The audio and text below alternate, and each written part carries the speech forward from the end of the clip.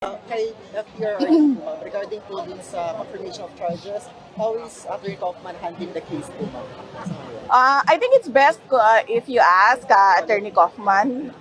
Ang pagkakaalam ko, nagbibigay naman siya ng mga media interviews at sumasagot naman siya sa mga questions. Hindi kasi ako pwedeng mag-explain para kay Attorney Kaufman, no, sa kanyang mga preparations at mga ginagawa sa case ni former President Duterte sa ICC. Pero yung trust and confidence po kay Attorney Kaufman, nandun pa rin po ba? Of course, yes. Oo, kasi siya yung pinili ni dating Pangulong Rodrigo Duterte na lawyer. So we only follow kung ano yung choice ng client, no?